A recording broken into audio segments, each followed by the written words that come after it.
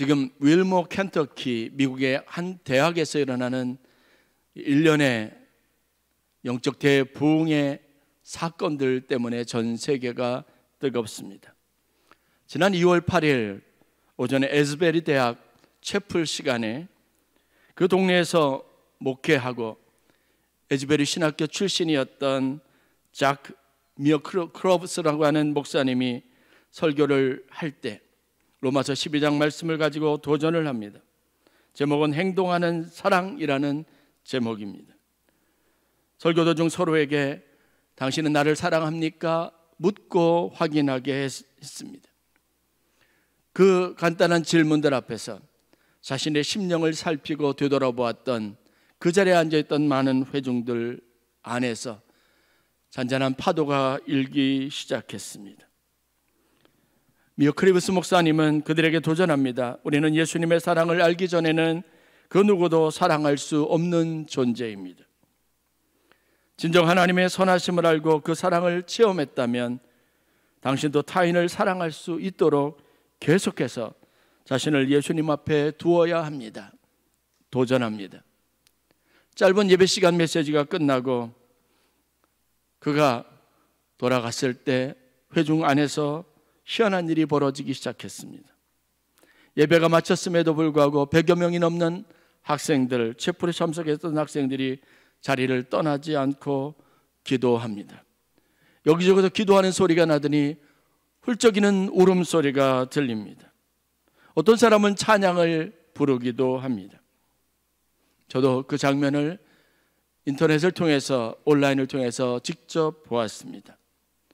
아주 평범한 시골 목사님의 평범한 설교였는데 그 자리에 갑자기 있는 군중들 안에 의미 있고 또 놀라운 변화의 움직임이 일어나게 된 겁니다. 그렇게 시작됐던 부흥의 불길은 예배는 계속해서 멈추어지지 않았습니다. 보름 동안 계속 예배가 진행이 되고 그 예배는 세계 모든 곳에 있는 모든 사람들에게 동시에 실시간으로 방영이 되기 시작했습니다. 그렇게 에즈베리 있는 에즈베리 대학에서 부흥이 다시 일어나게 됐습니다.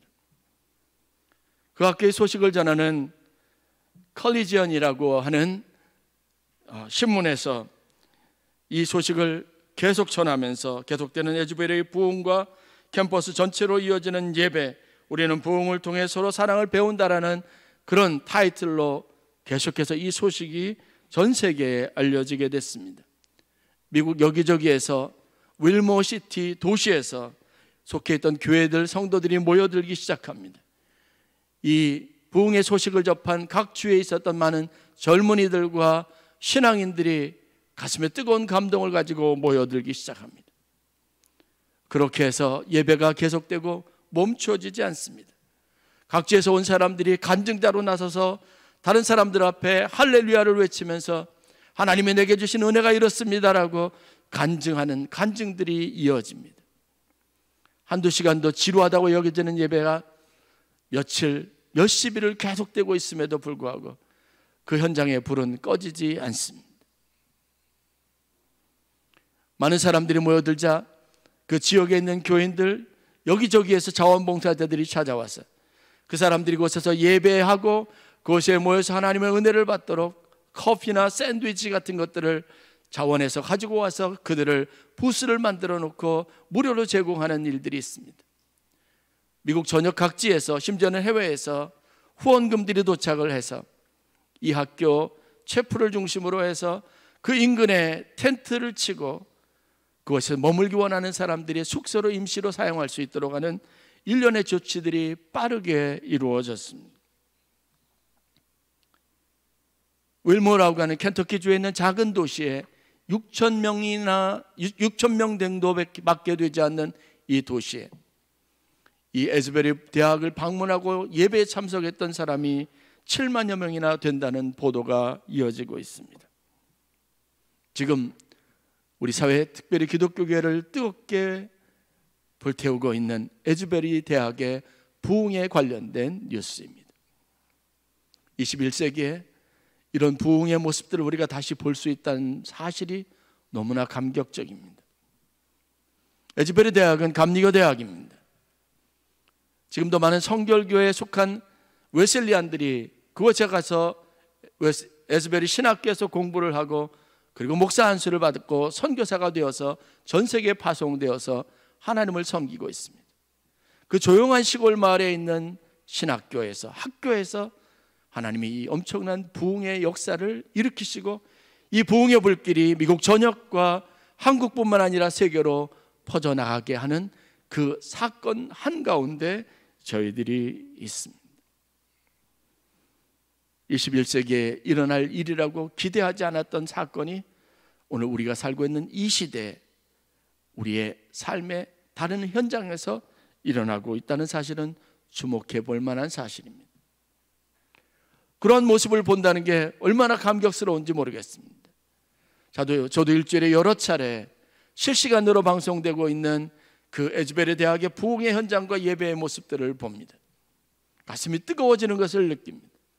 마치 제가 어린 시절, 학창 시절에 한국 사회에, 한국 교회에 큰 부흥이 있었을 때 집회를 찾아다니면서 누렸던 그 감격과 그 가슴 정말 설레는 설레임이 다시 한번 마음속에서 회복되는 것을 보았습니다. 여러분, 하나님의 부흥은 시대를 초월하고 그리고 하나님의 간절한 은혜를 사모하는 모든 사람들에게 부어진다는 사실들을 우리가 다시 한번 배울 수 있어야 합니다.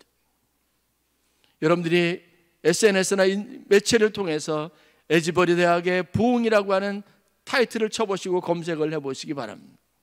지금도 실시간으로 그것에서 드려지는 예배의 현장의 모습을 여러분들이 직접 볼 수 있습니다.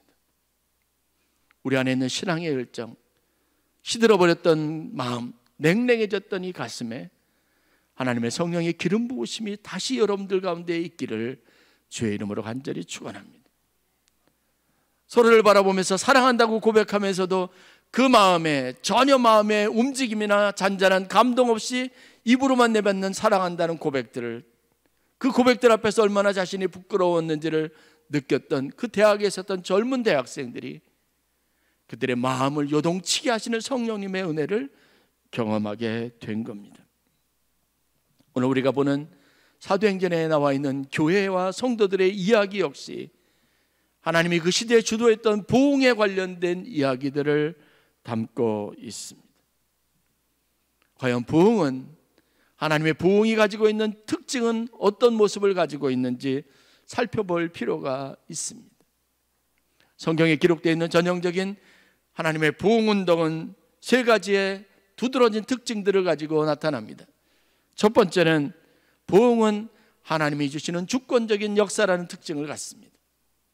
어떤 시대에 어떤 사람들은 그 부흥을 위해서 기다리고 준비했지만 그 시대에 그러한 부흥의 운동이 일어나지 않았던 시대도 있습니다. 많은 사람들이 마음에 연모하고 사모했던 마음들이 컸던 시대도 있었지만 그때도 역시 그런 정말 모든 것을 초월할 만한 하나님의 은혜의 물결이 그 시대를 휩쓸고 가는 부흥은 경험할 수 없었습니다. 그러나 오늘 에즈베리 대학에서 보는 것처럼 전혀 생각하지 못했고 얘기하지 못했던 시점에 하나님이 아주 작은 시골 마을에 있는 한 대학에 그곳에 채플로 모여있는, 어떻게 보면 채플 패스를 위해서, 통과를 위해서 그냥 마지못해서 예배 자리에 앉아있는 그들에게도 하나님께서 은혜를 부어주셔서 그들의 마음을 뜨겁게 하시는 놀라운 역사가 일어나고 있습니다. 하나님의 절대 주권이 부흥의 시작입니다. 두 번째 우리가 볼 수 있는 부흥의 배후에 관련된 특징은 그 모든 일에는 기도하는 개인이나 공동체가 있었다는 사실입니다. 부흥의 이 거대한 물길을 우리에게 돌리게 하는 것, 그것은 기도하는 개인이나 기도하는 공동체의 뜨거운 열정과 기도라는 사실을 배울 수 있습니다. 여러분, 우리가 하나님의 은혜의 물줄기를 우리 삶 속에 끌어올 수 있어야 합니다. 하나님의 은혜가 우리 삶 속에 부어지도록 해야 합니다. 그것을 위해서 우리가 절대적으로 필요한 것은 뭐냐면 기도의 마중물 역할을 하는 겁니다. 오늘 성경에서도 우리가 자세히 살펴보겠지만 그들이 하나님의 부흥과 초대교회의 위대한 역사를 경험할 수 있었던 첫 번 출발점에는 항상 기도하는 성도들이 있었습니다. 기도하는 성도들의 모임이 있었습니다.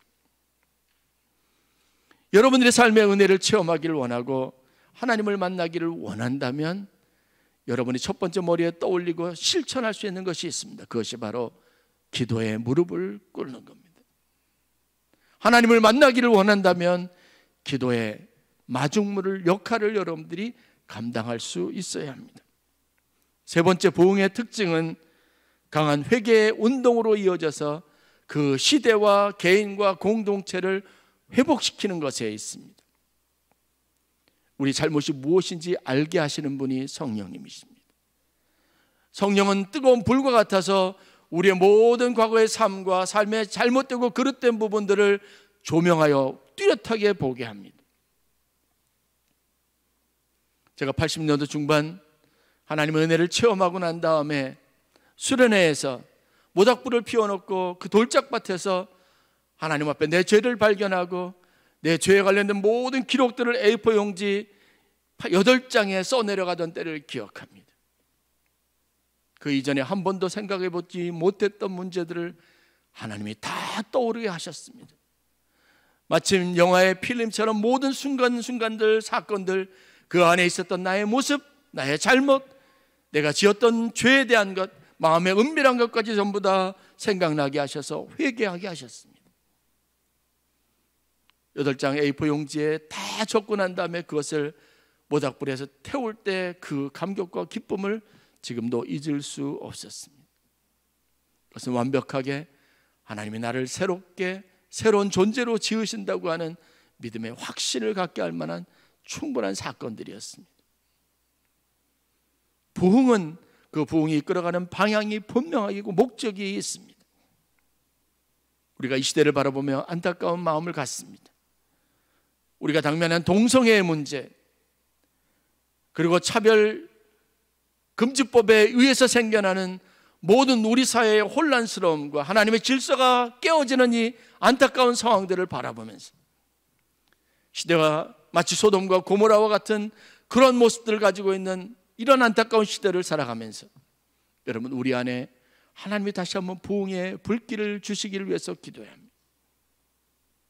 미국에 있는 UMC 감리교회는 동성애라고 하는 큰 문제를 가지고 그동안 오랫동안 100년이 넘게 이어왔던 단일 교단으로서의 정체성이 무너질 위기에 처해 있습니다. 그것 때문에 UMC에 있는 교회들이 지금 총회를 앞두고 나누어져 가는 상황 가운데 있습니다. 저는 에즈베리의 대학에 불어넣어 주신 이 부흥의 역사가 우리의 교만함과 인간적인 연약함을 회복하시고 우리로 하여금 하나님의 창조 질서 안에서 다시 살게 하시기 위한 하나님의 뜻이라고 믿습니다.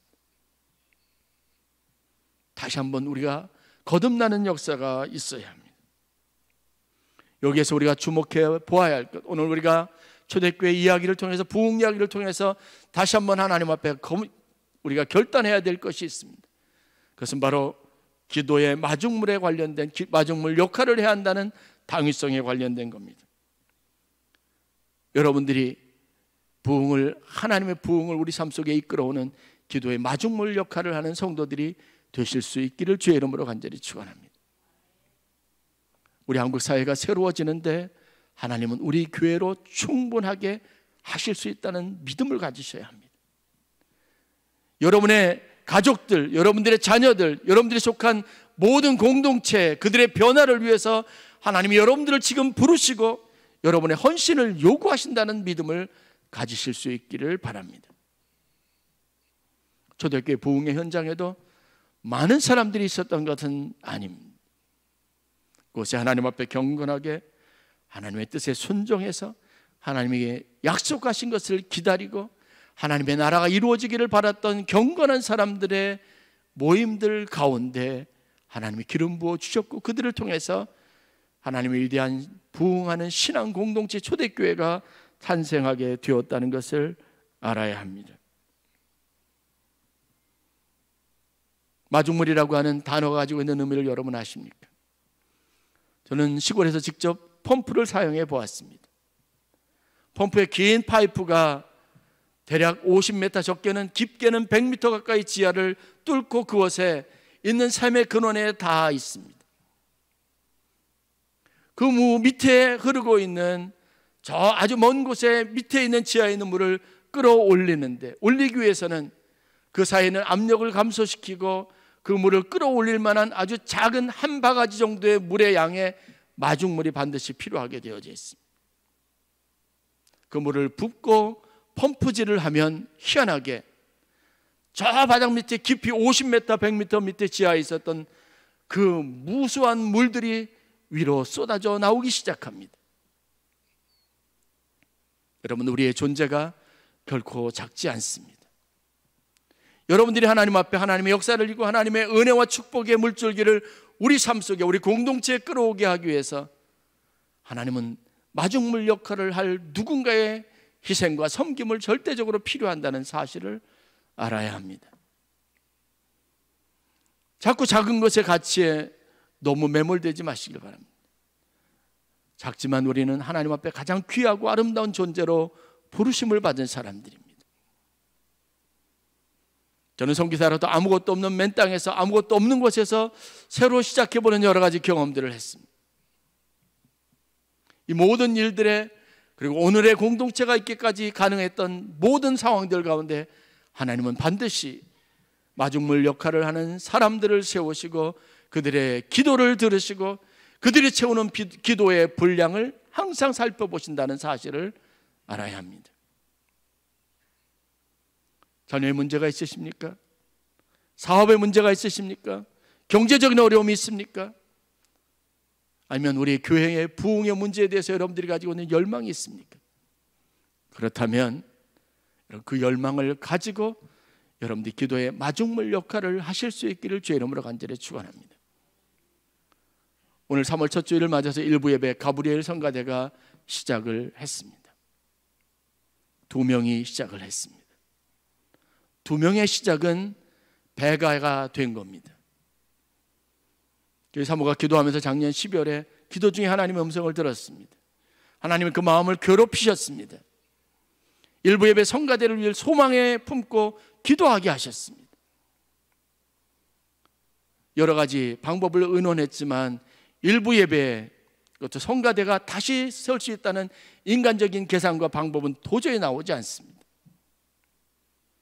그런데 하나님이 마중물로 사용하시니까 하나님이 그 일을 시작하게 하시더라고요. 그래서 저희 교회 등록하시면서 성가대 대원이 한 분이 늘었습니다.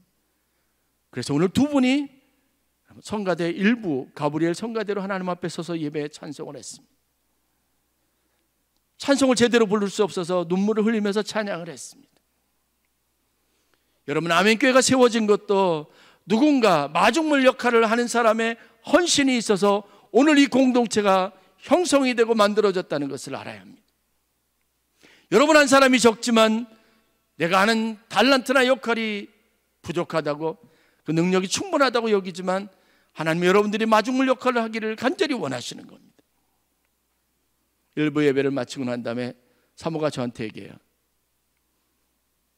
20명, 일부 가브리엘 성가대 20명 성가대원을 목표로 이제 하나님 앞에 기도하겠다고 말합니다. 여러분들이 마음에 감동심 있는 분들 마중물 역할을 해주시기를 바랍니다. 여러분, 한 사람 한 사람이 그 일에 힘을 보태주시면 저 깊은 곳에 잠재져 있는 하나님의 은혜가 우리 삶 속으로 흘러 들어오게 됩니다.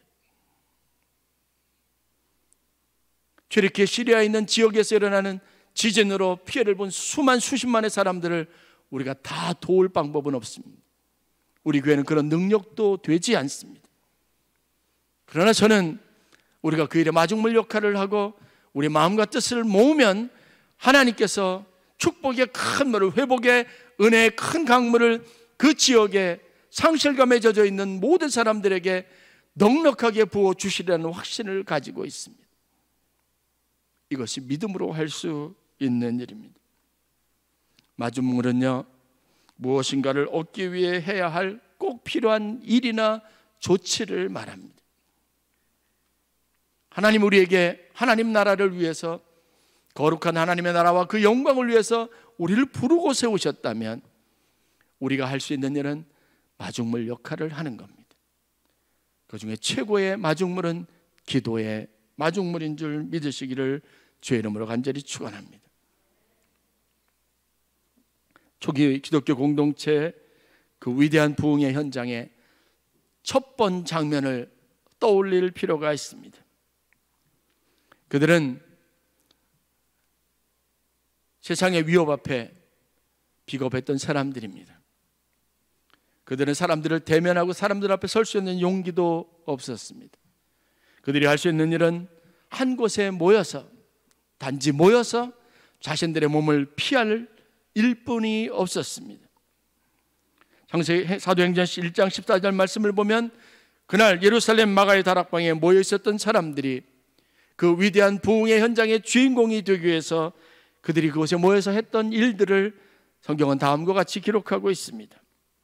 여자들과 예수의 어머니 마리아와 예수의 아우들과 더불어 그곳에 모였던 사람들이 마음을 같이하여 오로지 기도에 힘쓰더라.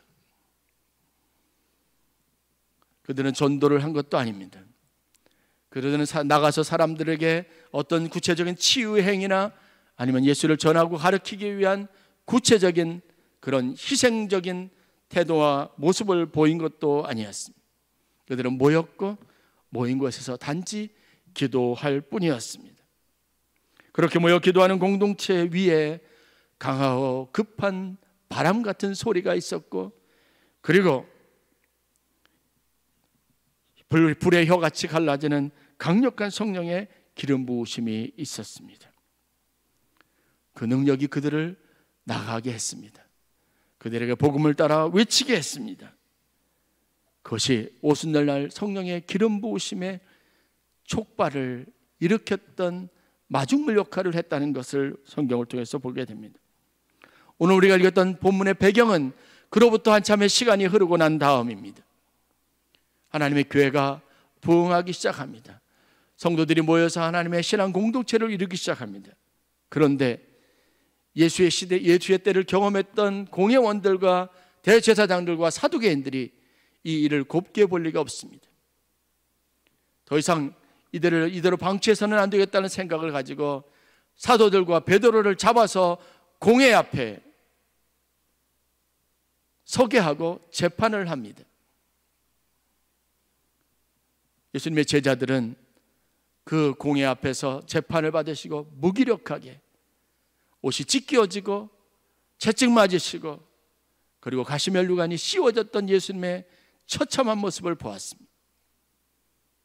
공회원들과 대제사장들과 사두개인들이 이제 그 일을 재현하려고 합니다.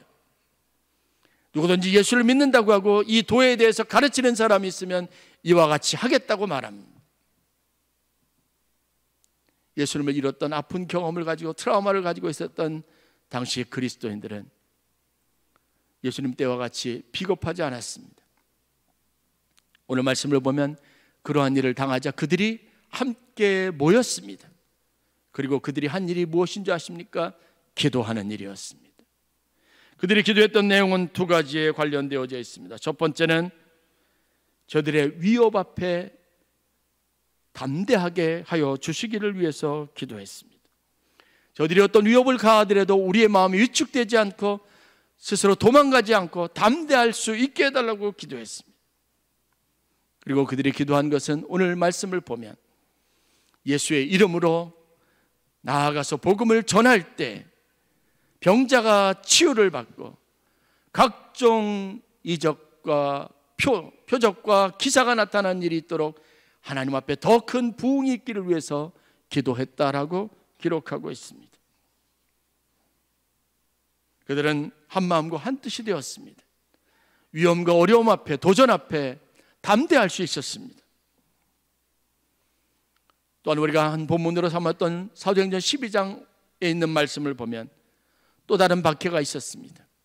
이 박해는 이전의 것보다 훨씬 더 심각하고 더 살벌한 위협 속에서 가해진 것이었습니다. 바로 갈릴리의 분봉왕이었던 헤롯이 중심이 되어서 대제사장들과 공회원들의 꾀임에 넘어가서 대대적으로 예루살렘 교회를 박해하기 시작했습니다. 그래서 예루살렘 교회 최고 수장이었던 야고보를 잡아서 사람들이 보는 앞에서 공개적으로 목을 잘라 처형을 합니다. 보라, 너희들 중에 누구도 이와 같이 예수를 믿고 그 도에 대해서 가르치는 자는 이와 같은 죽임을 당할 것이다 라는 사인을 보낸 겁니다. 그리고 예루살렘 교회 지도자가 되는 베드로와 몇 사람의 사도들을 더 붙잡아서 감옥에 가두게 됩니다.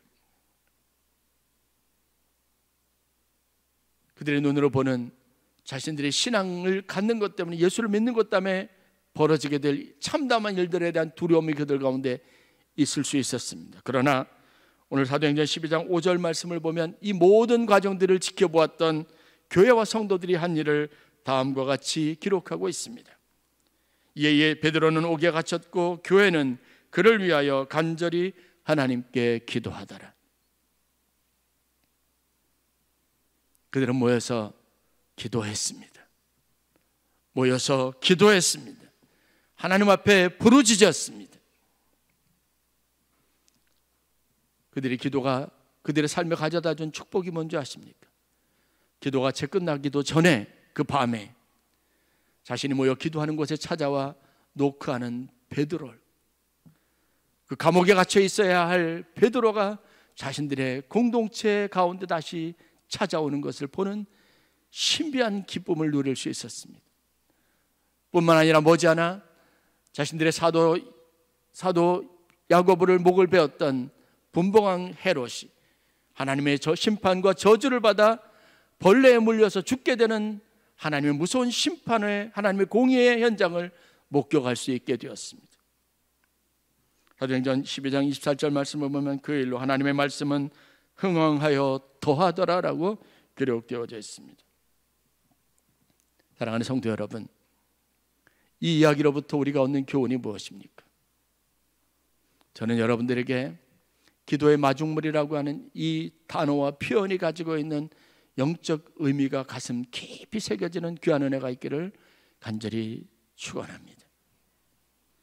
여러분들이 내가 마중물이 되면, 내가 기도를 시작하면 하나님 저 밑에 있는 은혜의 저장고 안에 있는 모든 은혜의 축복, 그리고 하나님의 성령의 놀라운 역사를 우리의 삶 속으로 끌어올 수 있습니다. 여러분들이 기도하면 여러분의 가정에, 여러분의 자녀들의 삶이 변화될 수 있습니다. 내가 기도하면 아멘교회 우리가 기도하도 바라던 큰 부흥의 불길이 일어날 수 있습니다. 우리에게 주시는 하나님의 격려는 바로 그겁니다. 이것은 누가 다른 사람에 의해서 되어질 일이 아니라 바로 나를 통해서, 내 간절한 기도를 통해서, 내가 하나님 앞에 마중물이 되어지는 헌신을 통해서 하나님이 일으키실 위대한 역사라는 사실을 믿으시기를 바랍니다. 여러분들이 기도의 일꾼이 되십시오. 사순절 기간 무엇보다 여러분들에게 절실하게 필요한 것은 기도입니다. 여러분들이 매일매일 기도를 쌓고 기도의 마중물이 되어져서 여러분의 심령에, 여러분의 가정에, 여러분의 사업처에, 우리 아멘교회, 대한민국에, 전 세계에 에즈베리에 있었던 이 위대한 하나님의 부흥의 역사가 다시 불길처럼 번져지는 놀라운 역사가 있기를 주의 이름으로 간절히 축원합니다.